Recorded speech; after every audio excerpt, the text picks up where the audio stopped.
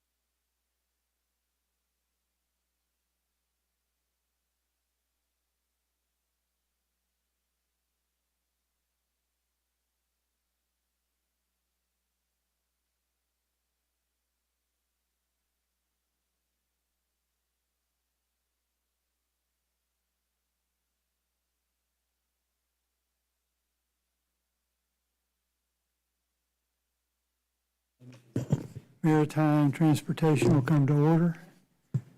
I ask unanimous consent that the chairman be authorized to declare a recess, which might happen here any minute, during the hearing without objection. Show that adopted.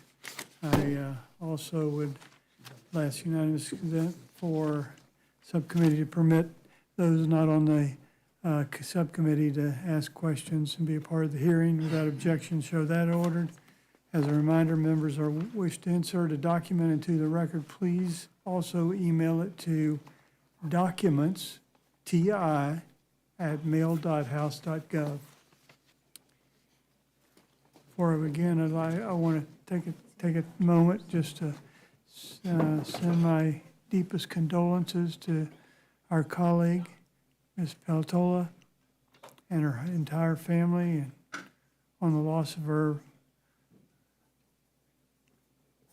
husband, Buzz Peltola Jr. And we're just saddened by that, yet we reach out to them. We hope that they'll have comfort in being together and having the time together. So I recognize the ranking member, Mr. Larson, for remarks that he would like to provide for Ms. Peltola. Yeah, thank you, Mr. Chair. I also want to extend condolences to Mary and her family on the loss of Buzzy, and had a chance to meet him a few times over the last couple of years. He was a great gentleman, a fun one to hang around with, and I know they have a large blended family, and there's a lot of sorrow in the Peltola family and the Bethel community as well. So I want to extend my condolences as well to Mary, and we look forward to having her back, but she should be back on her own timeline, her family's timeline as well. So thank you. Thank you. I now recognize myself for the purposes of an opening statement for 5 minutes.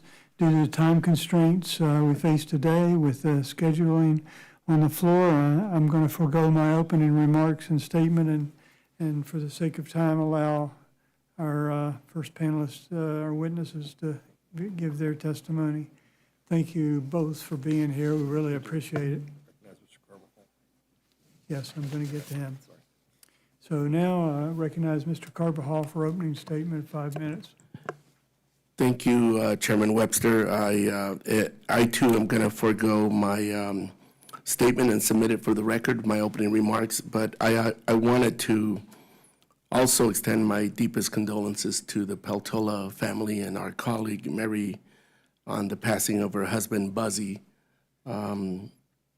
Certainly this was tragic, and the family and our colleague are going through a lot, and I just want to extend my deepest condolences and sympathy, and look forward to her coming back when she feels ready to come back. But certainly, anytime we have something like this occur, it reminds us of the work we have and the challenges that we have, and the fact that anything can happen to us or our families at any one time, and the importance that we need to do to cherish them. So again, my condolences to the Peltola family. With that, I'll yield back, Mr. Chair. So I'd like to welcome our witnesses and thank them for being here today. Today's hearing is noted 2 panelists, and so we begin with the first panel. Briefly, I'd like to take a moment to explain the lighting system that we have. Green means go, yellow means about over, red means stop. That's it. I ask unanimous consent that the witness' full statements be included in the record without objection. Show that ordered. And as your written testimony has been made part of the record, I ask you to limit your remarks to 5 minutes. With that, Rear Admiral Arguin, you are recognized for 5 minutes for your testimony.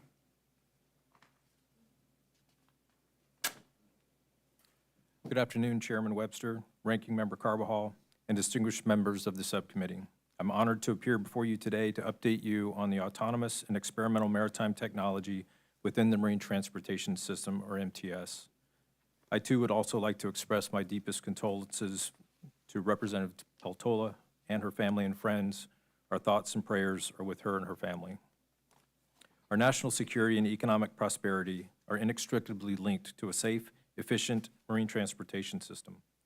Across the MTS, innovation is accelerating, creating new opportunities and benefits for the marine industry and the nation. Exciting new innovations, including remote-controlled and autonomous technologies, are being developed to improve the efficiency of various aspects of the marine transportation system that will transform the use of our waterways.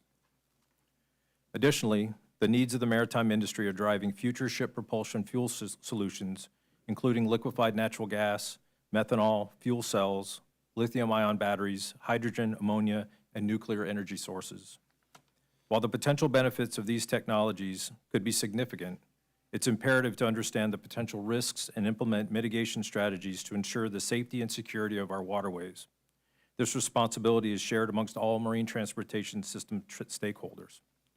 As the lead agency for safeguarding the MTS, the Coast Guard is committed to taking a common-sense approach founded on our prevention and response frameworks to evaluate and facilitate the use of emerging technologies to preserve the safe and efficient MTS.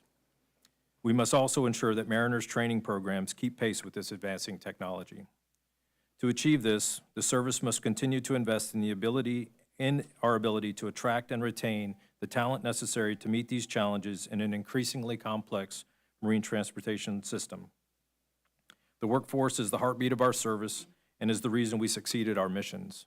I'm committing to supporting our workforce and field commanders, and we must think differently about how we deliver those services to the marine industry. We are investing in our national centers of expertise to augment and support our field commanders to meet this highly technical workload associated with this technology. We rely heavily on key partnerships throughout all levels of government and industry in the United States and across the globe. Collaboration with the maritime industry is vital as we develop common sense governance standards to rapidly employ these technologies safely and securely. With congressional support, the service is taking full advantage of newly authorized opportunities, such as the At-Sea Recovery Operations Pilot Program for space rocket recovery, to work with early adopters and evaluate new autonomous technologies that will inform the development of new standards. Internationally, the Coast Guard is leading U.S. efforts within the International Maritime Organization to develop standards for the safe, secure, and sustainable operation of maritime autonomous surface ships. The domestic and global focus on developing reimagined standards for these novel technologies will buy down risk inherent in an increasingly interconnected and cyber-dependent supply chain.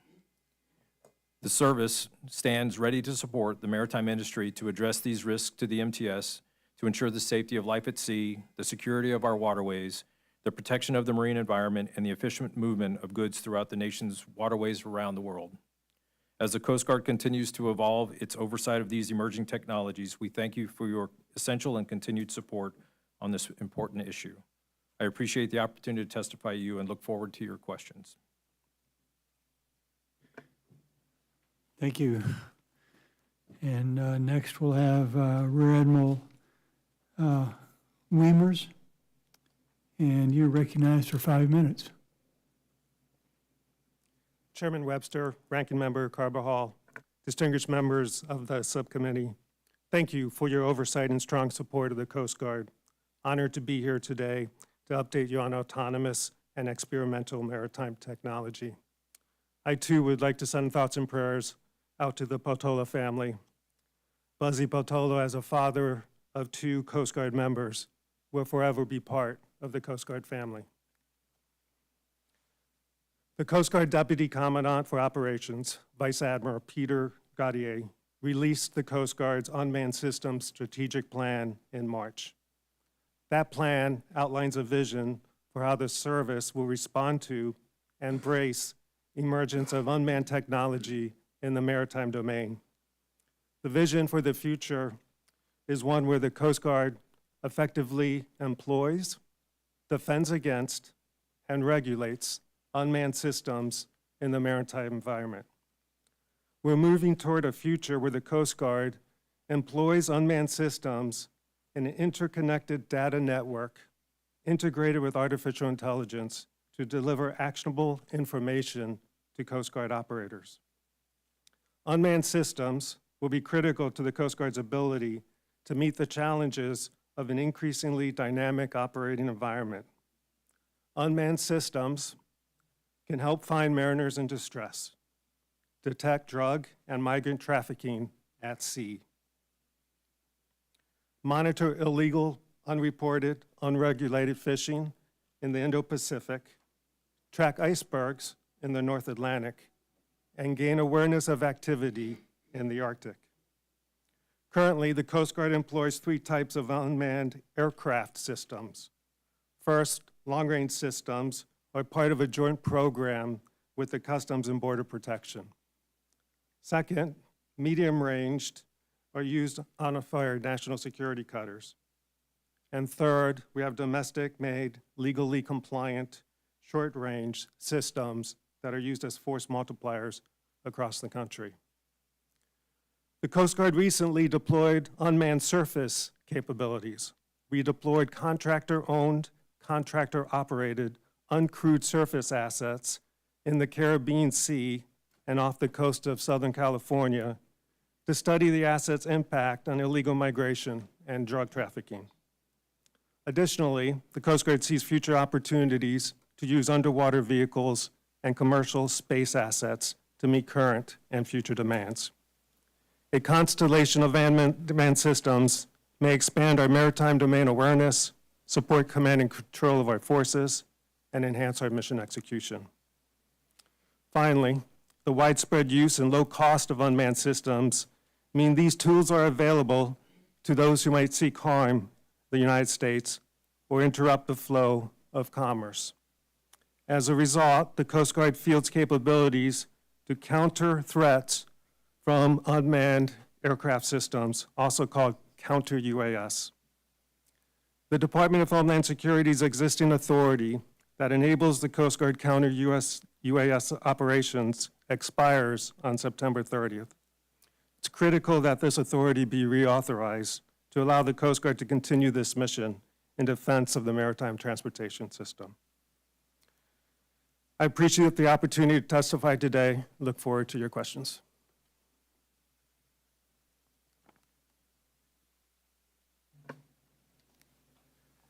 Well, thank you so much for your presence here. Really appreciate it. Thank you for your testimony. It's great. So we'll begin by having questions. I'm going to skip mine, I guess, and call Mr. Carbajal, recognized for questions. Thank you, Mr. Chair. Again, I defer to the ranking member, if that's okay with you. I'm going to remember. I'm always trying to suck up to him, so I don't blame you. Well, I'm not deferring to anyone. Thanks for coming. So my first set of questions, I'm not sure who's in charge of answering them, but I know a lot of the testimonies focus on autonomous vehicles and so on, but I want to step away a little bit, step back from that a little bit to talk a little bit about remote sensing, data collecting and analytics, and then how you use those, how you use that information so it's actionable. You mentioned, Admiral, creating actionable data so you can go do something with it. So with regards to, as a, for instance, IUU fishing, how are you working with other agencies like the Navy or anyone else on the use of satellites to track movements of potential targets of IUU fishing, and then using that information for interdiction? And if not, how are you using various technologies to deal with IUU fishing? So, sir, yes, we're working very closely with the Navy and other partners in order to really expand our maritime domain awareness capability through different systems, especially leveraging those that DoD has at their advantage. We're on a journey to really increase our maritime domain awareness. There's some program of records that the Navy's put that we are working with them to expand C-Vision, which is a capability that allows for maritime domain awareness, and that we're sharing with different partners around the world to really understand what's out there and be able to address it. How about on you have an Office of Data and Analytics, is that designed just to, not just to, but is that designed to just collect the data, or do you have the capacity to analyze the data that you're getting for actual use? So, sir, we're on a beginning stage. That office has been in existence now for a couple of years, and we're going through all the data architecture that we need to put in place before we can really make it actionable for all in hands. We've got some use cases that we're using by pulling data out of our databases and being able to run some analysis on it. But for the most part, that office is working on setting up the data governance for our service. So as you're moving forward on that, are you also training up the folks who you'll depend upon to analyze that data? And that I would include not just the folks who will put physical eyes on, but any of the algorithms that you'll need to develop to help you sift through the data? Yeah, the training of our workforce moving out in the future is going to be really important. And we are partnering with others to help us on that journey. We're partnering, for one example, we've got an object detection joint group that we're working with DOD to be able to use their algorithms and partner in those algorithms to be able to use it, for example. And then maybe for Admiral Arguman, you're responsible for answering this one, but how is that then, how is all that work then integrated? So in the use of, say, either crewed vehicles or uncrewed vehicles? Congressman, we hope to take advantage of the work that the Office of Data Analytics will be able to combine to evaluate risk-based regulatory projects. So rather than moving forward with a prescriptive-based regulatory framework, being able to use data-informed risk analyses to help drive where we want to drive our resources and where we need to focus our efforts to reduce challenges with safety. So right now, we've got use cases to take a look at all the information that we capture with respect to the marine transportation system and be able to evaluate where we should be putting our resources to drive safety improvements. Yeah, so, okay, I'm sorry, that's on the safety side, and I appreciate that. I think my questions maybe are more along the lines of the enforcement interdiction use cases for not just collecting the data, but analyzing the data and then turning that into something that we can use. And then the tools like, artificial intelligence algorithms that, frankly, you need people to do. And we shouldn't forget, tell people that artificial intelligence, the artificial is the software part, the intelligence is the human part. It's not just some random algorithm that drops from the sky and then we get to use it. We actually need people to do this. I'll leave it at that. I do want to follow up, though, and we'll follow up with more specific questions and maybe have you come in for a brief on a few of these issues. I appreciate that. Thanks. Thank you. Yield back.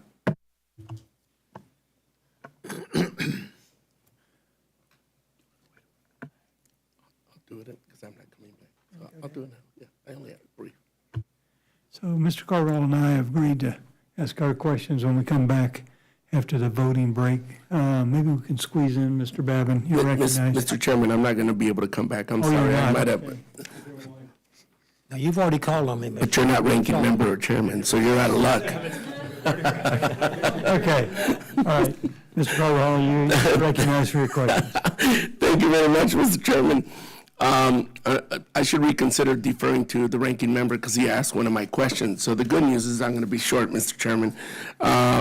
Admiral Arguin, ocean-going vessels routinely carry dangerous explosive cargoes, while U.S. flagged vessels carry cargo for the Department of Defense. Who should be responsible for regulating the cybersecurity of fully autonomous vessels? Is the Coast Guard currently capable of doing that? Ranking Member Carl, we do have that responsibility, both within the prevention policy responsibilities. We have a cyber underneath our Marine Transportation Security Act authorities. We have the authority to to manage and oversee cyber responsibilities. We are currently in the process of issuing a notice of proposed rulemaking that will raise the bar with respect to cyber responsibilities for both vessels and facilities.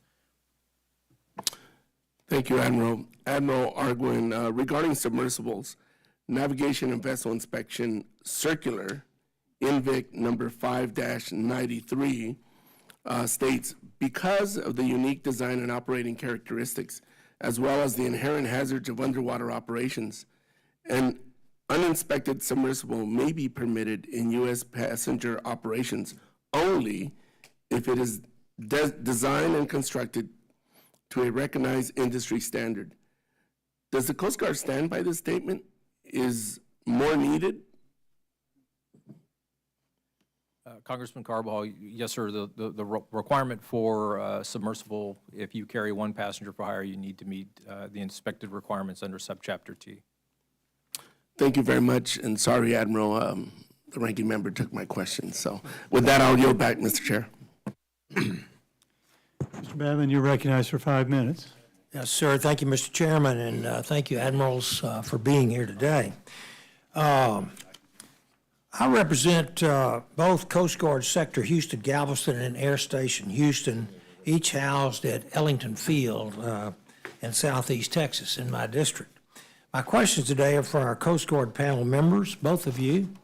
In the recent 2022 Coast Guard reauthorization, there was a provision, Section 11225, titled Establishment of Unmanned System Program and Autonomous Control and Computer Vision Technology Project. It's a mouthful. The goal of this project is to bring commercial autonomy and computer vision solutions directly to the operational components of the Coast Guard. To use this technology in operational environments for maritime interdiction, search and rescue, and ISR, just to name a few. What is the Coast Guard's plan to execute this technology project in an operational setting through the Coast Guard Research and Development Center? One of you. So, sir, the R&D Center is obviously doing a lot of research in the world of unmanned systems and improving maritime domain awareness. And we're working hand in hand with them on a number of different activities. We recently just finished the sail drone deployment as one example, where we're trying to use unmanned systems to really understand that capability and how we can best leverage that information to meet our mission. That study that you specifically mentioned is still ongoing, and we're waiting for the results for it. Okay, thank you. Or I'll go to the next one. Department of Homeland Security's Counter UAS or CUAS authority is expiring in September. Does that mean the Coast Guard will not be able to conduct counter UAS operations if it is not reauthorized, or will the Coast Guard authorities allow you to continue CUAS activities? Our authorities is embedded with the act that brought that on. So when it sunsets, our ability to conduct those operations will also sunset. Okay, good to know, good to know. I recently heard some great feedback from down in South Texas about the Joint Coast Guard CBP balloon monitoring project, the Argos surveillance balloon, or tethered aerostat, as it's officially called. In addition to supporting our border security and combating illegal immigration, drug trafficking, and smuggling, I'm told that the aerostat is also playing a huge role in deterring illegal fishing in the region. This sort of partnership is vital, and I encourage you to keep working with agency and military partners to share this innovative technology. For example, to my earlier point, Joint Base Ellington is in my district, also houses the Texas Air National Guard's 147th Attack Wing. They operate MQ-9 Reapers, a UAS platform with state-of-the-art sensor capabilities. I know the CBP has MQ-9s as well, and the Coast Guard has partnered with them in the past to share UAS assets. What has the partnership looked like with the Air National Guard, and what can be done to enhance this shared technology utilization? So we're working very closely with Customs and Border Protection. We are working jointly on requirements on what we need to have persistent maritime domain awareness out to 200 miles. And CBP's got its sensors, we have our sensors, and we're committed to integrating them and sharing the data and working together in those areas. As far as the MQ-9 Guardians that we fly with a joint program with CBP, we've flown over 3,100 maritime hours since 2018, and we've been able to result in 26,000 kilograms of cocaine being seized specifically because of those assets. It is a very good partnership for us. Absolutely. Thank you. Proud of you. I yield back.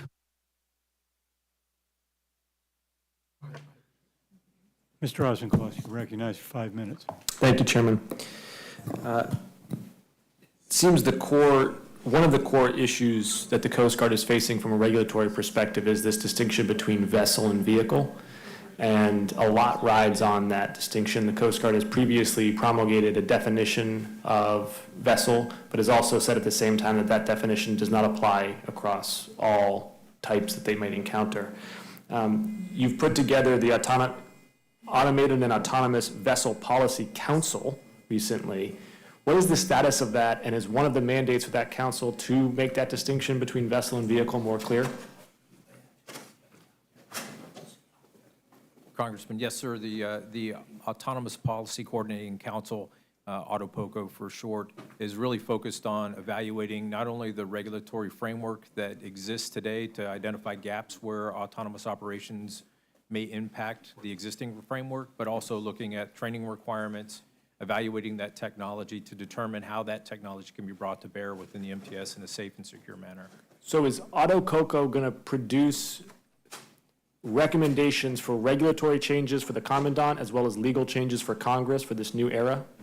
Yes, sir. They are working to evaluate not only with the international community as they evaluate where the international community wants to go, but making recommendations on not only policy changes, but law changes that may be necessary to support the expansion of that technology. And when can we expect those recommendations? I don't have a time frame on those recommendations. They're continuing to evaluate not only the international standard, but also the domestic standard. And as those recommendations come forward, we'll move forward with making recommendations for changes. And who's the flag officer who's responsible for timeline and for efficacy of AutoCoco? I am. Okay. Because that was one of the recommendations that came out of the National Academy of Sciences report on this issue, was that there needs to be accountability. And so you are the gentleman who Congress can turn to for these recommendations? Yes, sir. Great. Is part of these recommendations going to be about which procurement authority the Coast Guard uses for these? I know there's a whole slew of ones that you could use. Are you going to be talking about how best to procure? No, sir. So the AutoPOCO team is really focused on the external, so non-Coast Guard related activities with respect to autonomous operations. There's a different division that's working on the internal acquisition and how Coast Guard would use that technology for within Coast Guard operations. And is there one program officer or flag officer who's in charge of that, is accountable to the Commandant and Congress on deciding whether it's going to be, FARs or non-major acquisition programs, et cetera? Yes, sir, if I can jump in. Our Assistant Commandant for Acquisition is in charge for all acquisition, including all contracting, which includes the other transactional authority that you're talking about. Okay, but that's a whole portfolio. Is there one individual at the Coast Guard who's talking just about how to procure for this technology? So the way we have it set up is I set the requirements for what we need, and I set that capability needs. I then turn it over to the contracting officer within the Assistant Commandant for Acquisition to actually acquire the goods. That sounds to me like a no. And my concern is that at the commercial sector, and I represent a state, Massachusetts, that has a tremendous ferment of innovation in marine science and technology, they want to know who's going to buy this stuff, and they want to be able to have sit-down conversations about that. Are you the person? I'm the person. All right, I'm going to give them your cell phone. Yes, sir. I'm the one who decides what to buy. Okay. And then on this point, you all have the Blue Tech Center of Excellence. It's in San Diego. My colleague, Mr. Garamendi, was instrumental in getting that instituted. How many people do you have working there? So I have to get back on the record with you for the exact numbers that we have there. Does but 2 sound right? It's very possible, sir. And they're civilians. I'm not sure what the makeup And what authority do they have? Sir, they're responsible to inform industry on Coast Guard requirements so that the industry can understand what the Coast Guards are need and what technologies will help us into the future. So they're like sensors out there in the commercial ecosystem to bring back information to the Coast Guard, but they can't procure, they can't make investments. They would need to come back to Yeah. us to make the. We're not going to keep pace with innovation unless Blue Tech Center of Excellence has the dedicated funding and the staffing that it needs. And I'd like the Coast Guard to come back with a plan to do that. I'll yield back, Chairman.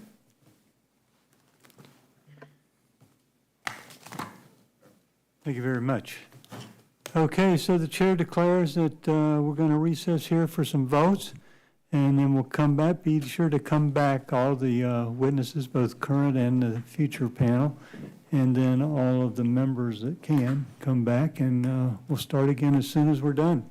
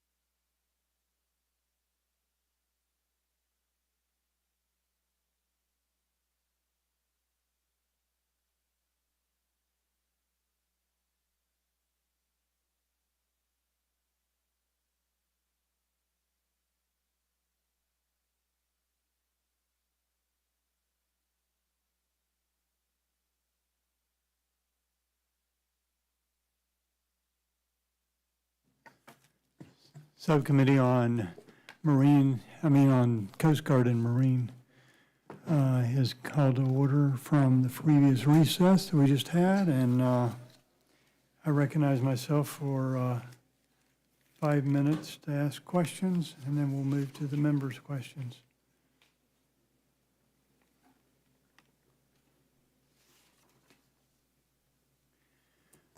Thank you all for coming back. It's great. Seems like we just left.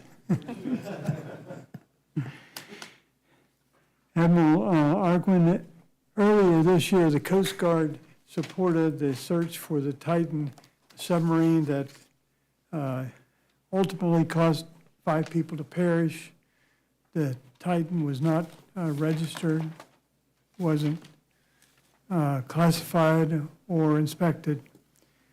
What processes do you think the Coast Guard need to implement to ensure vessels like the Titan do not evade regulation, particularly when such vessels are carrying passengers? Chairman Webster, we have initiated Marine Board of Investigation. That's the highest level of investigative body within the Coast Guard to evaluate the evidence in connection with that case. The Marine Board of Investigation will make recommendations to us with respect to either policy changes or regulatory changes that need to be made as a result of that investigation. And so in the meantime, we're evaluating our own existing policies to determine whether or not there are loopholes that can be closed in advance of the finalization of that investigation. Is there a time frame for that? We want to make sure the investigations and the investigators have all the time they need to gather the evidence. We want to expedite the completion of that, but I want to make sure that the investigative team has all the time necessary to truly evaluate and pull up all the evidence that would be. If they do determine that there's something that needs to be acted on before the end, they will advise me, and then we can take action on those cases outside of the completion of the investigation. Admiral Wimmers, the Coast Guard intercepts about 10% of the cocaine flowing into the United States. It is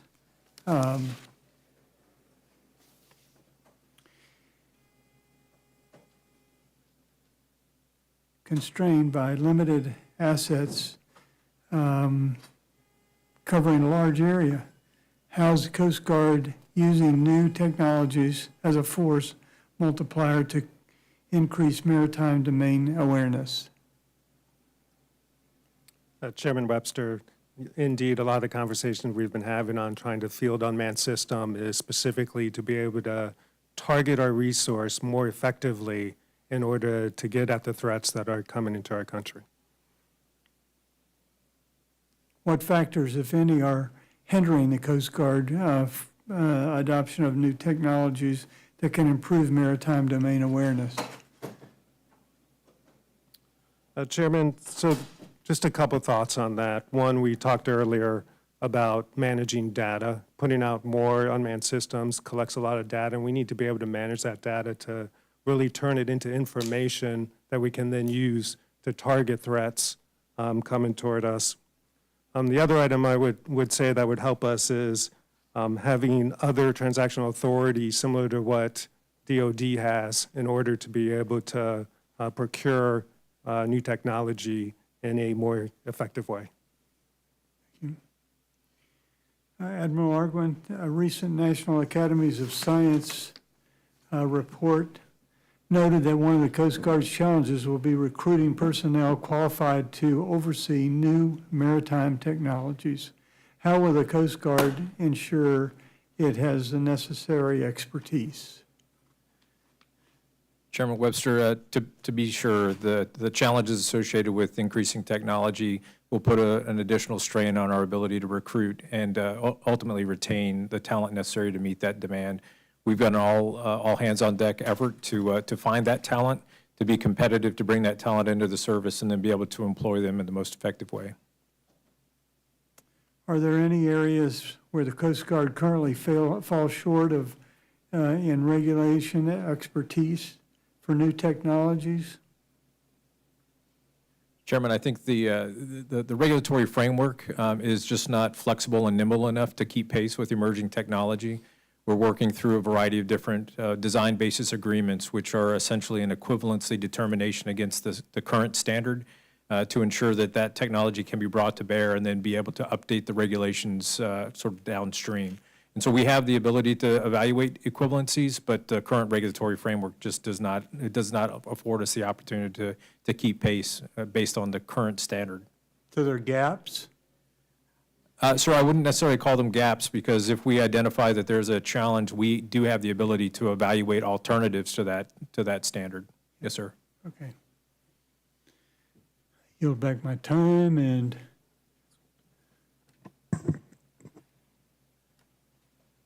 Mrs. Colton, you're recognized for 5 minutes. Ms. Colton. Thank you, Mr. Chair, and thank you both for coming today, for your testimony and for your concern and thoughtfulness over this critically important issue. In my home state of Michigan, water is a way of life, from recreation to supporting the larger Great Lakes economy. The future of carbon neutral fuels and autonomous vessels is of critical importance to the people in Michigan's 3rd Congressional District. As you know, establishing these regulations is the province of the International Maritime Organization, but the Coast Guard, of course, can develop regulations and take their own step to build out processes, even in advance of a global standard. My first question is for Rear Admiral Arguin. Given the speed at which the IMO produces regulations, what is the Coast Guard doing to ensure a more rapid but safe deployment of carbon neutral fuels? Congresswoman, so we have an autonomous policy coordinating committee that focuses on autonomy. We are also evaluating those new technologies as they are brought to bear. And so in the event that we end up seeing that a particular alternative fuel becomes more mainstream, we'll be able to develop more national regulations. And so but we also need to be mindful that we need to keep pace, or at least maybe be mindful of the International Maritime Organization's efforts, because shipping is global. And so to ensure that we do have alignment with international requirements, we're all on the same journey, trying to figure out how to make sure that these operations and these alternative fuels can be incorporated safely. And so we are in partnership and working directly with IMO to help inform our own domestic standards as well. Okay. Can you talk a little bit about specifically any of the processes or test sites or pilot projects or anything that might be happening right now? So I'm not aware of any particular test sites or pilot projects other than individual. For example, there are certain ships that are dual-fueled LNG models. They are being built, they're operating today. And so we work through those equivalency determinations to compare them against the existing standard, determine if new requirements need to be put in place based on those risks, and then that establishes a framework for that particular design. As those designs become more mainstream, then we'll be able to essentially put together a national policy that will standardize and set a framework for future development. Mm-hmm. How would you assess the competitiveness of the United States among other countries developing these technologies? I don't know that I would be in a position to compare and contrast other countries and sort of from a competitiveness perspective, but I think at least our domestic oversight of those new technologies and being a very deliberate standard to ensure that we have evaluated each of the risks and very confidently understand how those mitigation strategies are going to ensure an equivalent or better operation, I think gives us a bit of an advantage. Okay. This question of regulation is truly one of the key questions that we are facing right now, moving forward and considering the nimbleness and I believe competitiveness of the United States military. Currently, autonomous vehicles pose something of a loophole in Coast Guard regulations, being classified as recreational vehicles, which are largely uninspected. Can you talk about the plan that we have, even more specifically regulating around this emerging class of vehicles, and either of you please feel free to weigh in on this. Congressman, so just the discussion of autonomous operations, autonomy has been, and automated systems have been incorporated into shipping for years. The difference is now we're seeing more and more autonomous operations that are replacing what would typically be credentialed mariners or humans on board. And so I think that the challenge is to ensure that the new systems, those computers that are driving operations, have the ability to meet or exceed what we would expect of a crew. And then be mindful that the crew that still remains on board needs to be trained and equipped to be able to continue to operate those vessels in an increasingly complex way. Rear Admiral Weimer's, do you have anything to add to that? No, ma'am. My colleague is the expert on regulations. Waiting for, I see my time is running out, but if you have anything additionally to submit for the record, waiting for a technology to become more mainstream allows for certain gaps in the regulations. Does that give you any safety concerns? If we're aware of a technology that poses a threat, safety or otherwise, we have the ability through our Captain of the Port authorities to cease that operation. And so if there are perceived gaps or real gaps, we would be able to take some action to prevent that from impacting the marine transportation system. Thank you.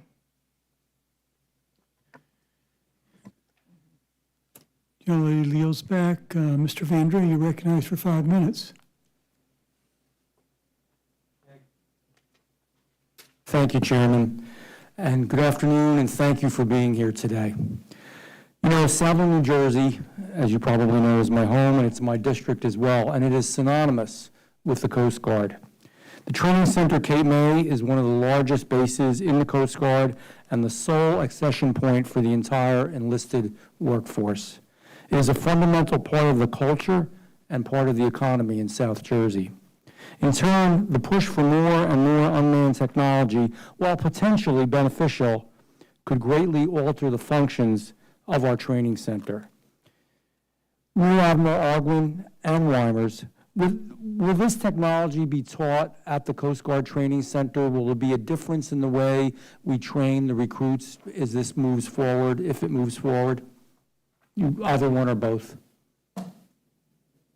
So Cape May is our primary accession source. A lot of the technical training that we give is follow-on training in, say, a sea school that we have, which is, technical based on what our people need to actually do the mission activities that we perform. So the training that you're discussing would be performed at those locations. Okay, so the basic training would be the same, would be pretty much the same as we now have. We're constantly looking and leveraging technology to improve the delivery of our services, but the session training would predominantly remain the same. Would there be any change just to, teach people these skills, or again, that would be done at the other location? So the training specifically is not in either one of our portfolios, and there's a lot of looking going on right now within our service on how we develop our folks. I'm not aware of anything specifically at Cape May, but that is our main session source, and it will remain that a session part. Technology is good and advancement is good, but there is certainly concerns with safety that may ensue, especially when these vessels, the autonomous vessels such as fishing and private boats, are encountering them and the impacts of marine life. Do you have any thoughts on that? Congressman, I think we need to be mindful that while maybe in a laboratory, autonomous systems may be able to work properly, operating within the entirety of the complexity and diversity of the marine transportation system is a different, sort of different problem set. And so we need to be deliberate about how we understand how those computer systems will operate and integrate and interact with all of the users of the waterway. I agree with you. And then, in very plain, I'm a basic guy, so plain English, you don't want to rush into something that ends up being stupid and dangerous. So I think you're right in your priorities there. On top of these concerns, to me, is offshore wind, if it happens, and if it's been delayed along our coast for another 2 years, and it may not happen at all. But if it did happen, will the wind turbines be a difficulty for tourists? We know that already. For marine life and fishermen, and we know that already. But the Coast Guard, I'm interested in your viewpoint on the wind turbines, or is this developing as you hear more about it? Particularly a concern with autonomous vehicles and how they're going to deal with them. I have a lot of fishermen in my district, a lot going on in the water, as you know. And they have concerns without autonomous vehicles, so it particularly concerns me. Two-part questions. The one, the concern with navigation. The second concern is, which has been expressed by some individuals in the military, including the Pentagon, concern with our national security. These things are going to be thousands of them over millions of acres. They're 1,000 feet high, and there's concern about radar. Any thoughts on that from either one or both of you? Congressman, so I'll try to answer both of your questions maybe at the same time. So first and foremost, Coast Guard's responsible for safety and navigation and preserving the sea shipping lanes that support our $5.4 trillion economy. And so as we work with BOEM and Bessie, specifically BOEM on the leasing areas, we want to make sure that the lease offerings that have a minimal impact or minimize the impact to existing shipping lanes so that we can continue to move ships in a safe manner. With respect to potential challenges with new structures in the ocean, we are evaluating that again with BOEM and Bessie to understand not only the impact that it may have on our existing missions, search and rescue, oil spill response, and others, but understand what the impact of that system might be, even from a cyber perspective. So we're taking a comprehensive review of how that particular footprint changes the dynamics of the marine transportation system. And I'm glad you're doing that, and I think it needs a good, solid, objective evaluation, regardless of political pressure on either side, just to make sure we stay safe. I'll take my last question, I think, the other viewpoint. How do you think autonomous vehicles could increase safety? Or do you? And do we really need this technology? Congressman, I think that the opportunity to take advantage of technology, to minimize errors, to understand what that technology can bring in the way of better information, more efficient movement of commerce, is something we should certainly take advantage of, but we need to do that deliberately and make sure that those, as we are transitioning from what we currently have today into something that is a little bit more futuristic, that we understand the inherent and maybe even hidden risks that are associated. I think you're right, and I thank you for your good work. And I just want you to know I am always very proud of the Coast Guard and the presence it has, not only along all our coasts and in New Jersey, but particularly in South Jersey. Thank you. I yield back. Gentleman yields back. Mr. Ezell, you're recognized for 5 minutes. Thank you. Thank you, Mr. Chairman. Rear Admiral Argren and Weimers, thank you both for being here today. We really appreciate your staff and all the hard work that everybody puts into it. I'm proud of the work that's taking place in South Mississippi at the Roger Wicker Center for Ocean Enterprise, which includes numerous R&D partnership programs focused on uncrewed maritime systems and the broader blue economy. My district is also home to many startup companies that are rapidly innovating in the unmanned maritime vehicle industry. To ensure their continued success, these companies must have a clear understanding of the legal requirements for lawful operation under the relevant authorities. Rear Admiral Argren, what work is the Coast Guard doing to establish a regulatory framework for unmanned and autonomous systems to operate in the U.S. maritime transportation system? Congressman, so I've established an autonomous policy coordinating council that is taking a look not only at the gaps or the seams and areas where existing laws and regulations may be impacted by autonomous operations, and then making recommendations to those areas that may need to be improved so that emerging technology can be incorporated. They're also looking at how we train and equip our own inspectors and investigators to make sure that we are aware of that technology and that technology can be brought to bear so that it can be done in a safe and effective way. Thank you. I understand the International Maritime Organization has set up a working group to consider what a regulatory framework will look like for our autonomous systems. Has the Coast Guard been involved in that?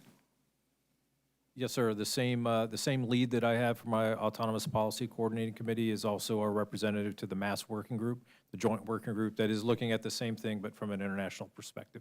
Very good. All right. Admiral Weimers, could you tell us about the experience and expertise of the employees at the Coast Guard Research and Development Center? Yes, sir, thanks for that question. We've got a fabulous group of folks that work in Groton, Connecticut at the Research and Development Center. They do a lot of different research for us. And as we get into technology and needing to stay up with the latest and greatest, doing the market research, and having that group be able to really work on the integration on how we use it is extremely important. Very good. Has the feedback from the industry taken into considerations the efforts of the entity? How has the feedback given you? So the R&D Center, they do their reports, they do their experimentation, they work hand in hand and partner with industry to make sure we're understanding the latest of the market has to offer. Well, you know, the Coast Guard has been a part of my life on the Mississippi Gulf Coast, and we fully support you, want to help you, and be a part of all your success. So thank you very much for being here today. Mr. Chairman, I yield back. Gentleman yields. So, I'd like to thank the witnesses for coming today and for your testimony, but you can be excused if you want to be. And yeah. I'd like to welcome our second panel of witnesses and ask them to take their seats. Okay, great to see you.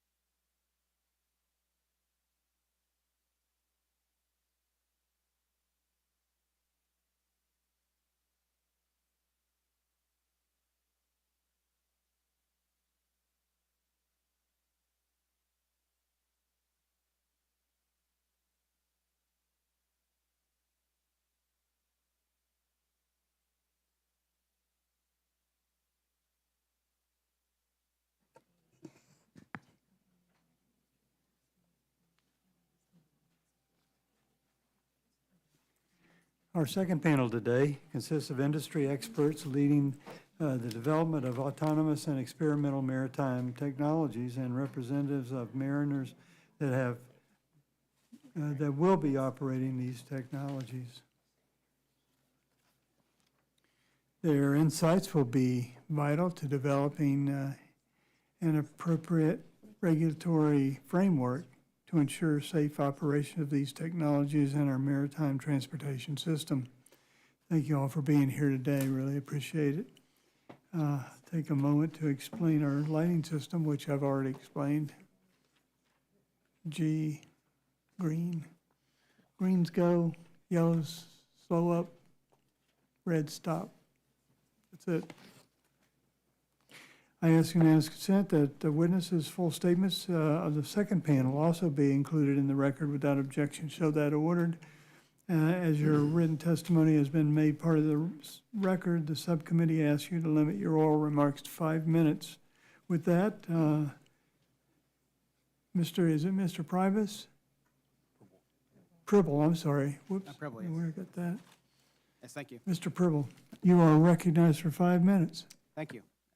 Chairman Webster, Ranking Member Schulten, and members of this subcommittee, I appreciate the opportunity to appear before you today to testify about the National Academy's consensus study report on leveraging unmanned systems for Coast Guard missions, a strategic imperative on which I served as a committee member.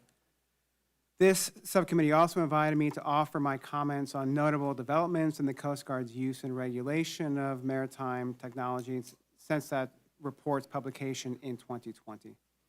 My testimony today is as a committee member of that report. Briefly, Congress requested a study of the Coast Guard's existing and prospective use of unmanned systems to fulfill its many critical missions. Through the course of that study, the committee recognized the value that such technologies could offer the Coast Guard.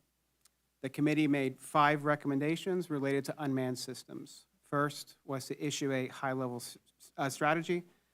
Second was to designate a senior champion. Third was to stand up a program office. Fourth was to expand and normalize experimentation. And fifth was to get a fix on funding needs.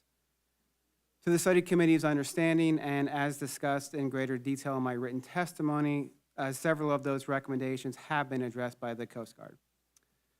The study committee also recognized the complex policy and legal questions raised with such technologies, in particular, as the Coast Guard is not only a potential user, but also a regulator of unmanned systems. Generally, statutes, regulations, and conventions did not contemplate vessels without humans on board when they were drafted. Thus, traditional legal principles are being challenged. However, there is a great deal of ongoing effort to understand how these technologies fit in legal frameworks as they exist now, which was also part of the work conducted by the study committee. Thank you again, and I look forward to your questions. Thank you. Mr. Johnson, you're recognized for 5 minutes.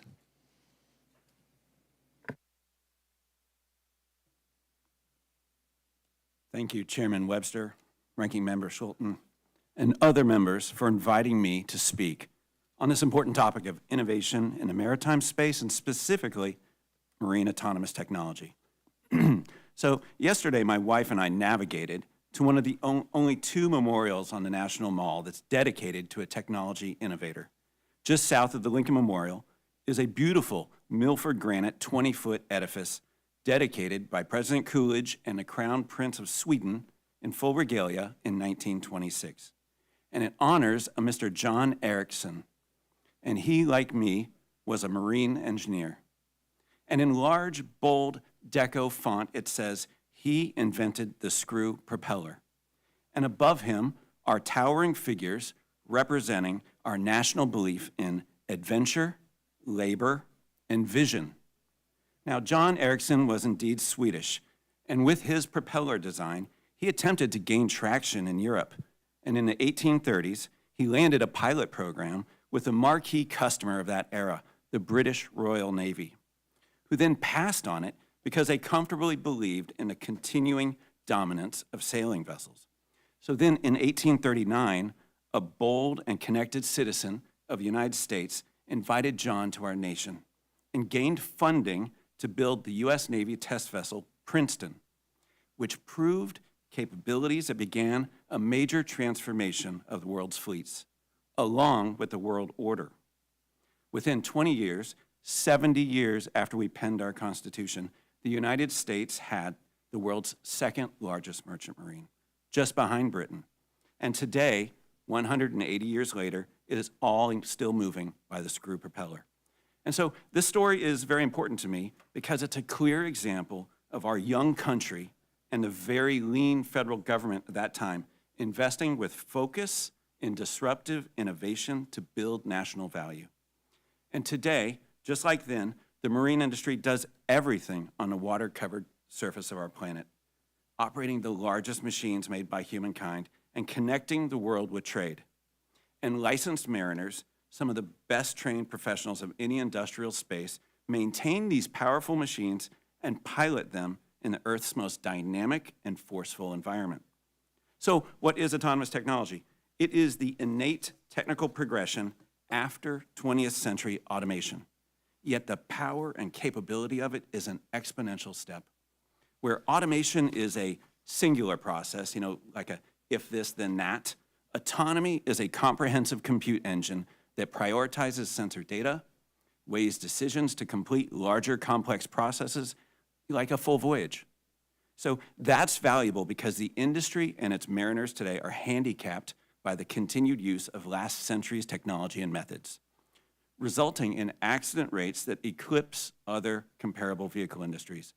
As well, we have dismal on-time arrival rates and unoptimized operation of the world's cargo fleet that emits 3% of humanity's annual greenhouse gas. So autonomy will transform fleet operations and bring forward the reliability, productivity, and precision of advanced robotics, empowering mariners to do more, do it better and safer, with less effort and less cost. So today, autonomy systems are being deployed by early adopters, both commercial and for national security. Task-driven workboats use it for open water surveying and data collection, as well as heavy, dangerous work like oil spill response and domain awareness. And it's beginning to be trialed in larger vessels that move cargo and people. So maritime is a major contributor to our nation's economy, accounting for 1.9% of our GDP and 2.3 million jobs. But the United States no longer holds a leading nor an influential position, and the global presence of the U.S. flag fleet is continually shrinking. In global cargo fleet ownership value, the U.S. now ranks number 14, well below China at number 1. So autonomy is an emerging space, but it's advancing quickly, and other determined nations that value its potential are investing heavily to take that commanding position. The United States should not pass on this opportunity. We should focus our national lens on this technical field, or we are handing the keys of the seas to others and further risk our position as a global super economy-driven superpower. We must do the things today to shape where we want to be in the decades ahead. Thank you for this opportunity, and I'm here at your service to answer any questions. Gentleman yields back. Now, Mr. Leahy, you're recognized for 5 minutes. Thank you very much. I'll try to open my notes here. Oh, need my glasses, beg your pardon. I'm on a starkly different topic here, ladies and gentlemen. But good afternoon, ladies and gentlemen, Mr. Chairman, distinguished members of the committee. I greatly appreciate the opportunity to address all of you today. My name is Patrick Leahy. I'm the co-founder and CEO of Triton Submarines. I started Triton Submarines 17 years ago with the sole objective of creating the most advanced human-occupied vehicles, HOVs, in the world today that would allow our clients, along with their friends, family members, and guests, to safely explore the wonder and beauty of the deep sea. Every sub built by Triton is still in class and in service, certified to the original depth, and in the care and control of a client, we enjoy a mutually beneficial relationship. Every Triton is certified and accredited by an independent third-party classification society, which should be a requirement for all human-occupied vehicles. Triton created the deepest diving sub in the world today, the Triton 36002, which is the only classed and certified HOV with an unlimited diving depth. Triton delivered this revolutionary new sub in 2018, and in addition to completing dives to the deepest point in each of the world's 5 oceans during the historic and unprecedented 5 Deeps expedition, this extraordinary machine has made 16 dives to full ocean depth, the Challenger Deep in the Mariana Trench, and more than 100 dives to the Hadal Zone, an area of the ocean that lies between 20,000 and 36,000 feet. I had the privilege of making 5 dives in the Mariana Trench, including the certification dive in 2019 with the DNV Surveyor, which also turned into the deepest ever salvage at 35,865 feet. Classed and certified human-occupied vehicles still have a perfect track record of safety spanning more than 50 years. During this time, tens of millions of people have enjoyed the wonderfully sublime experience of diving in the comfort and safety of an HOV without a single fatality. The Ocean Gate sub was an aberration, a mistake, and this experimental craft, which was not subjected to any type of peer review, should never have carried human beings. The message is the Ocean Gate tragedy was entirely avoidable and should have never happened. There's no place in the human-occupied exploration of the deep sea for experimental subs. Certification, accreditation, and independent classification society compliance is essential to avoiding a repeat of the Ocean Gate tragedy. HOVs must be independently peer-reviewed and validated to ensure they're safe for human occupancy. Any craft carrying human cargo should be required to meet or exceed the high bar of certification, no exceptions. In addition to the tragic loss of life caused by the Ocean Gate disaster is the fear it has indirectly created or reinforced about subs and the collateral damage it has done to legitimate builders of classed HOVs in our small industry like Triton and so many others.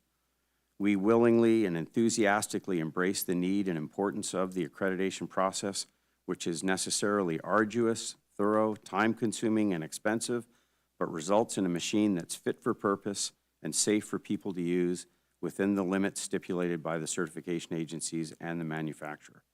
Continued human-occupied exploration of the deep sea is essential to furthering our knowledge and understanding of these largely unexplored areas of our own planet.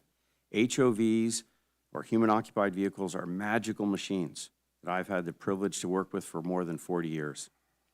I've devoted my professional life to the development and the safe operation of these vehicles. Classed and certified HOVs safely transport you to the most fascinating place on our planet and help us to better understand and appreciate and begin to care about the importance of the ocean's health and well-being and the undeniable connection it has to our own continued survival. We will only protect what we love, and properly designed and engineered subs allow you to connect viscerally and emotionally to a place most people never get the privilege and opportunity to visit, but I can assure you that if you ever have a dive in a human-occupied vehicle, it will change your perception of the ocean forever. The experience will leave an indelible impression on you, just as it did to me more than 40 years ago. Just make sure the craft you're diving in is certified. The deep ocean is no place for compromise. Thank you. Gentleman yields. Mr. Spain, you recognized for 5 minutes. Mr. Chairman, Ranking Member, and members of the committee, I'd like to thank you for the opportunity to testify for American Maritime Officers, Marine Engineers Beneficial Association, Masters, Mates, and Pilots, and the Seafarers International Union here today. I hope everyone will take the time to read my written testimony, which is quite technical. I would like to share with you my 30 years of experience as a U.S. seafarer in the international maritime industry. I'm Captain Christian Spain, and I'm proudly to represent the 3,400 officers at American Maritime Officers as their Vice President of Government Relations. I've been working for AMO in Washington for about a decade, and prior to that, I sailed aboard AMO contracted vessels as a master and deck officer for nearly 20 years.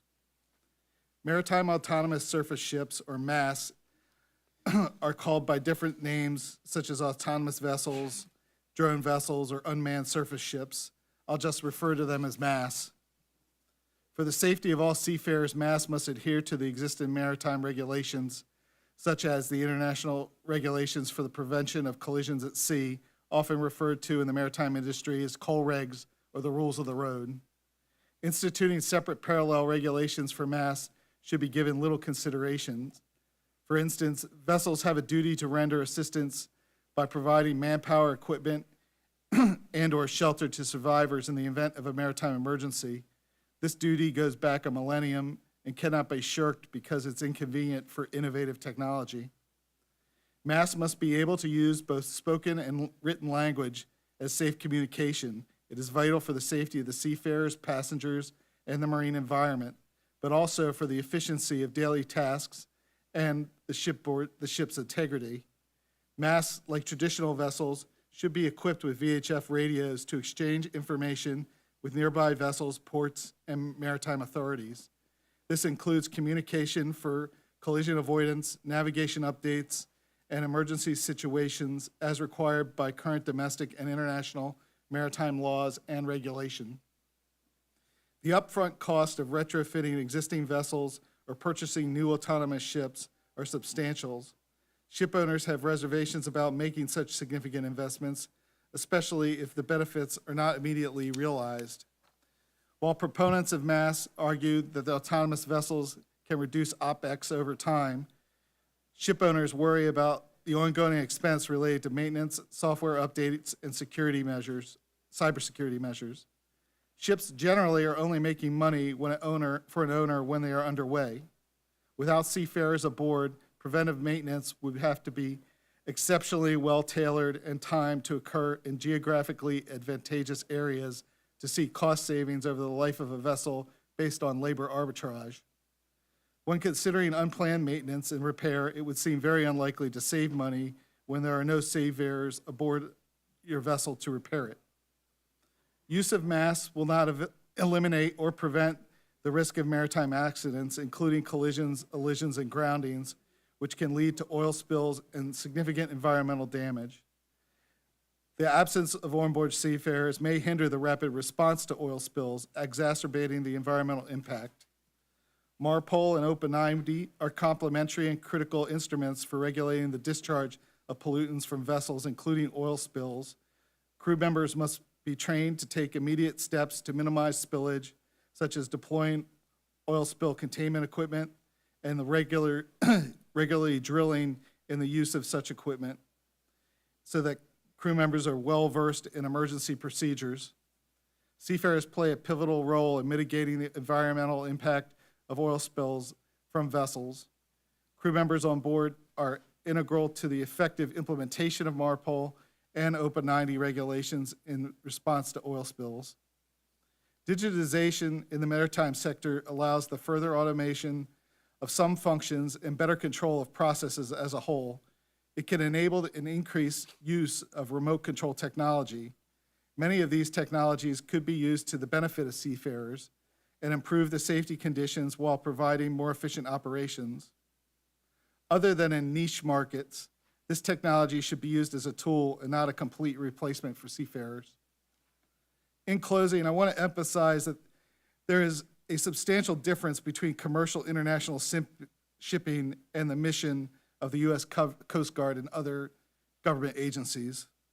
Thank you, Mr. Chairman, and the committee for your attention on this pivotal matter. Gentleman yields back. Now we'll turn our attention to the questions for the panel. I'll recognize myself for 5 minutes. Mr. Pribble, in your opinion, where can the Coast Guard immediately leverage existing commercial unmanned technologies to support its missions? We looked at this in the report, and we laid forth what we felt were the areas, the mission areas, where the use of unmanned systems could provide the most immediate value. I think that it's a combination of, some that were mentioned on the first panel, things like search and rescue and pollution response. The issue in terms of the commercial access to that we found in the report was the acquisition process, that it wasn't moving quickly enough, that they didn't have the mechanisms in place to avail themselves of that technology. And in the United States, most of this technology is being developed on the commercial side. So we had made some recommendations related to that.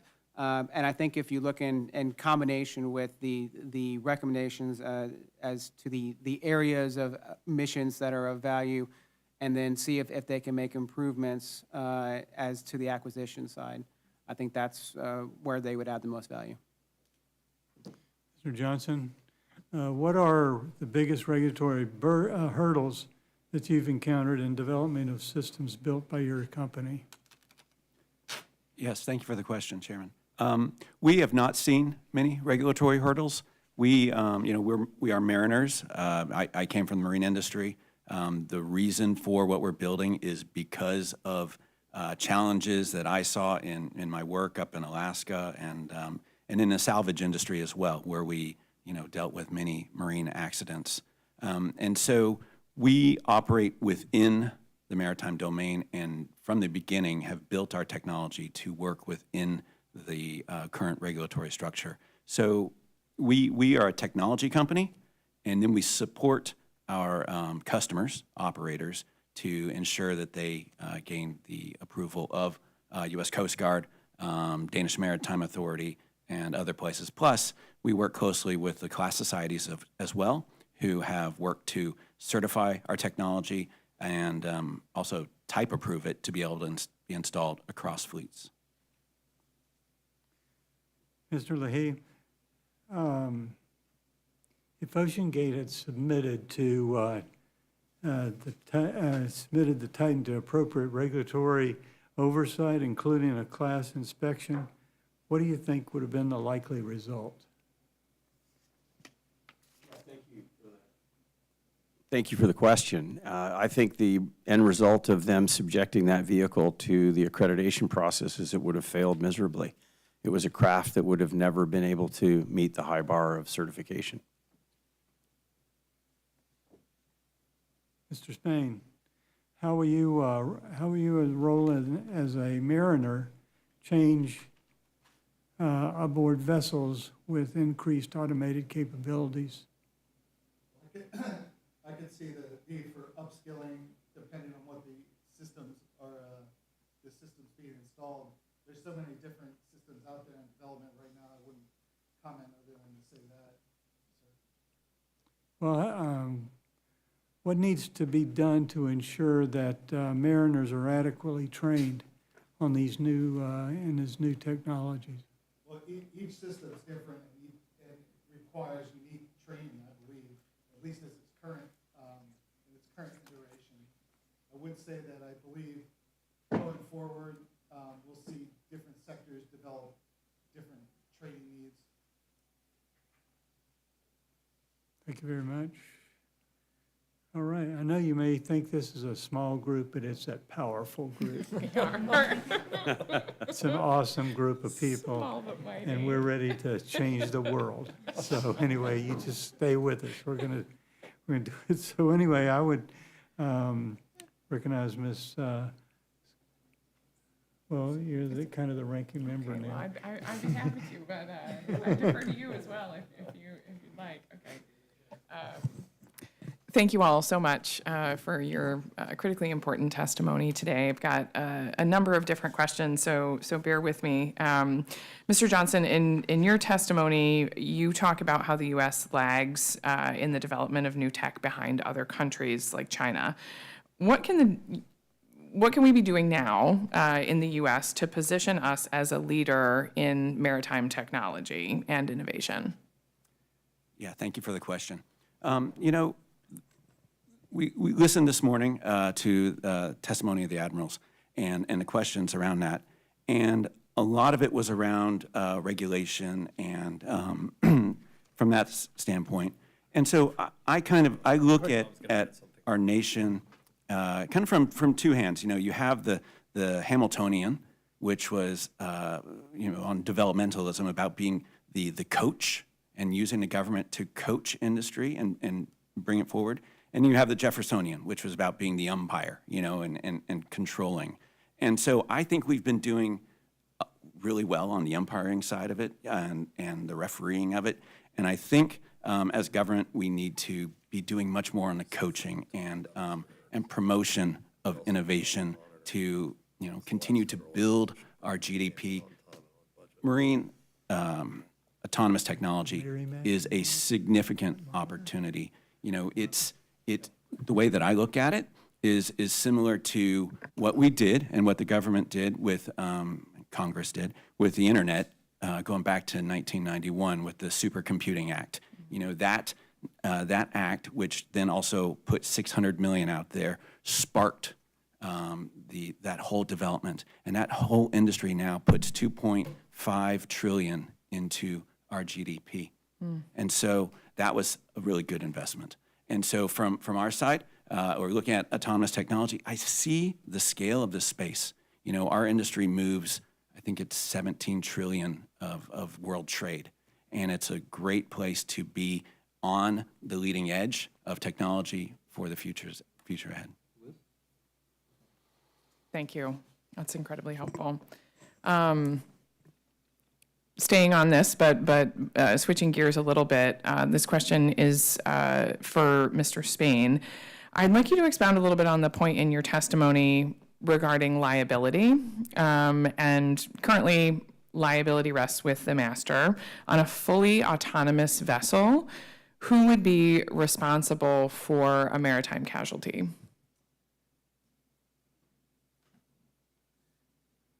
Thank you, Congresswoman.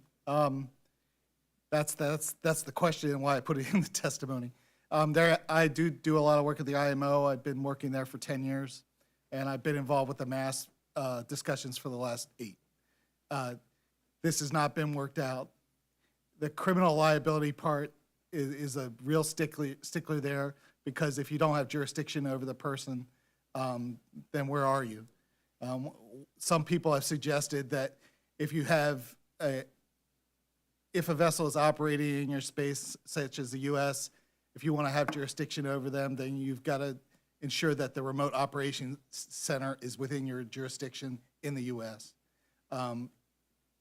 There is a tradition in our industry, at least with regard to flagging vessels out, or flagging vessels in flags of convenience in order to skirt jurisdictions for other reasons. And I foresee this as being one of the biggest issues, determining how this lays out, who's responsible, and who somebody could put hands on, really. Thank you. It is indeed an important question, not only in maritime vessels, but in autonomous vehicles as well. We're grappling with it across industries. What guides do you look to make these decisions, or what do you think that we can look to come to some sort of conclusion here? I'm no expert on this. Initially, I would have thought, before being involved with this, that I would go with the owner. But the issue is that if you have a manufacturer of a unit and say it's got 15 different safety options and 5 of them are required, and somebody buys one with 6, and then you find after an accident that, hey, if you'd had another 6 of these options, that this likely wouldn't have happened, well, is it the owner's responsibility? Probably. But if that's not the issue, and the issue is about the actual unit and which portion of it fails to operate, that is probably on the manufacturer. Thank you. I'll yield back at this point. Till yields back. Mr. Hizell, you're recognized. That was quick. Yeah. Well, you've been part of a team. It's a very powerful team, and now it's gotten even more powerful. So you're welcome aboard. Hey, thank you. Thank you, Mr. Chairman. Mr. Prebill? Common spelling. I'm interested to learn more about your role on the study committee that I helped author the TRB report and the advancement in technologies and the program since then. Can you expand on what the Coast Guard can do to develop autonomous maritime system programs as rapidly as the Navy and the Marine Corps? Yes, thank you for the question. And the report itself is 3 years old now. So part of what I was invited to do today was to give our understanding of where we'd seen the progression with that. Certainly, the U.S. Navy is leading in this space, especially in the U.S. Very forward-leaning in the use of the technology. My understanding is that the Coast Guard has been involved in joint exercises with the Navy, trying to understand how the Navy is using that technology and see how it could be implemented into the Coast Guard missions. We didn't get a full briefing from the Coast Guard on exactly how that's playing out, but that's our understanding. The other issue, again, is different acquisition streams, so that Navy and Special Forces and other DoD services and branches, they have different acquisition opportunities that the Coast Guard is not able to avail themselves of. So in terms of what the Coast Guard can be doing, we had listed a number of different acquisition streams and processes. So I would say just to continue to evaluate those opportunities. And again, in the U.S., it's still going to continue to come from the commercial sector, is the academics sector as well. You know, Southern Mississippi obviously doing quite a bit down there with NOAA and others. So continuing to leverage those opportunities from the commercial and academic sectors. Okay, thank you very much. Mr. Johnson, I'd like to talk more about the current market. How do you compare the Coast Guard and the Navy as a customer in this market? Do you believe the Coast Guard has made the necessary investments in their force structure to support unmanned maritime systems? So, yeah, thank you for the question, sir. The Coast Guard has made some investments, and we've been been able to serve them with technology as well. What we would like to see is you know, innovation moving quickly, and today a lot of the Coast Guard work and innovation stays in the lab. When it comes to comprehensive technology like this, you got to get it out of the lab and get it out into its operating domain. So just like we do internally, we have a test fleet with captains on staff, and so daily we're running that technology, like you see with autonomous car companies as well.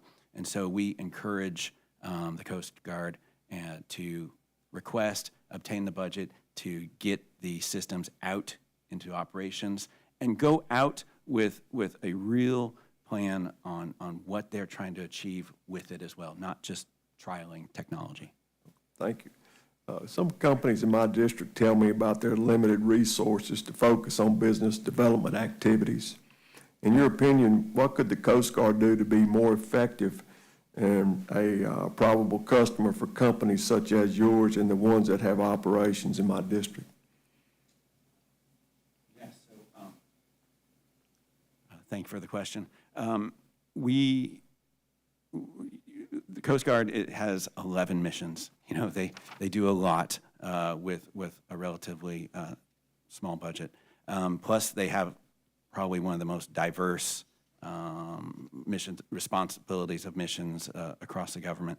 We feel that, as I said, that if we could help them in being able to help craft the applications, and you know, we build autonomous technology that enables increased productivity and efficiency as well as precision of operation of vessels. We also build computer vision systems as well. And so we needed that to enable our technology to see more and understand a domain. But we know that like within the Coast Guard's roles and responsibilities, they also need to be able to see more and have more domain awareness. So you know, our team is regularly working to interface with the Coast Guard, and I guess the more time we can get with them, the better. All right, Mr. Chairman, I'm about out of time, so I yield back. Gentleman yields back. Mr. Rosenkranz, you are recognized. Thank you, Chairman. Mr. Johnson, your testimony, written testimony was striking. The word that was coming to mind as I read it was leapfrogging, in the sense that it seemed like in the 19th and 20th centuries, the United States built up an advantage. Navy and Merchant Marine has since lost it, at least in the Merchant Marine, increasingly maybe even in the Navy, and that autonomy can be one way to regain that edge. And then you've talked about coaching as a way to get there. And so I want to build on previous questions from both sides of the aisle. It sounds like you want the Coast Guard to be better at procurement practices and how they interface with the private sector. Is that correct? Yes, and then I'm just also speaking to leadership as a whole within the nation and in a business environment to really set goals around innovation, around the value that it can bring, you know, that future value. I hear that, but it is helpful for us here in Congress to have more specific things. I mean, I've been hearing testimony for 3 years from entrepreneurs, and I've never had somebody say that they are fine with all the regulations that exist. I mean, there's really nothing that you would want to change around MARAD or... It's a good question. We work to navigate it, but of course, speed is our friend, and in fact, we are working with one U.S. flag company now that has our technology on a harbor tug, and we've been going through the approval process with the Coast Guard, and that's a year and a half into it now. And so if there's a way to speed those approvals up, but at the same time, we also want to ensure that this technology is safely deployed. We understand when there is an accident, maybe in some part of a sector that might be close to us, maybe not even us, it could also impact us. Do you have an opinion about the method of procurement that the Coast Guard uses, the Federal Acquisition Regulation, their RDT&E program? Is there anyone that's been best to work with and that should be built upon? Somebody on my team will, for sure. Okay. I'm not close enough to be able to answer that question. You mentioned in your written testimony also digital infrastructure and the importance of investing in that alongside the Marine Highways program that we've had over the last decade. Can you expound upon that? What does digital infrastructure for MASS look like? So actually, it kind of starts at the Coast Guard level when you look at the GAO's review of the Coast Guard and how they're implementing or executing their work. Almost all the things where they point out gaps is around data and being able to do their inspections better with data and be able to track the industry better with data. But from a digital infrastructure, this is the 21st century. You know, the 20th century, as I mentioned, is automation, but a lot of separate systems working together. The digital infrastructure centralizes and brings a leap in productivity and value. You see it, say, like in an Amazon warehouse. You know, an example I would just give you real quick is Amazon back in 2014, 2015, the quickest they could get their click to ship with their manual processes was 60 to 75 minutes. Then they brought in the Kiva robots into their warehouses, connected it digitally from their logistics system to the robot fleets, and were able to get it down to 15 minutes to click and ship. And of course, now you see what they do for our economy. Switching gears, Mr. Preibel, do you think that the coal reg should be modified to accommodate MASS? It's an interesting question, and it's something that has been ongoing in legal and academic circles for several years now. And I think what's interesting and what's happened since the report's publication in 2020, where we had explained some of these issues with the coal regs and one of the appendix. We had laid out what we thought could be issues because the Coast Guard, as a user of the... We have 45 seconds, so just give me the quick answer. It's being evaluated at the IMO. Could they have would they, because right now there's a duty to render care, as Mr. Spain laid out in his written testimony. Could they fulfill that duty? There are interpretations that say that there could be a way by which that could be successfully rendered, even remotely, but that's all legal, and the interpretations of it are varied.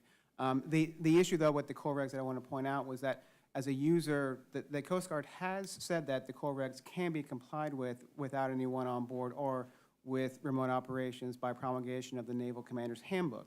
And in that publication, that's clearly made as a position of DOD's Navy. Because there could be a human in the loop even remotely to step in. That's the Naval Commander. That's been published since 2020, and that's the interpretation there. So this is the bottom line is these are all subject to interpretation right now. Yield back. Gentleman yields back. That pretty much concludes where we're going. And again, thank you for the people that came, testified, very informative, and we really appreciate it. I ask unanimous consent that the record of today's hearing remain open until such time as our witnesses have provided answers to any questions that may be submitted to them in writing without objection, so that ordered. I also ask unanimous consent that the record remain open for 15 days for any additional comments and information submitted by the members or witnesses to be included in today's, the record of today's hearing. And without that, this powerful subcommittee is adjourned.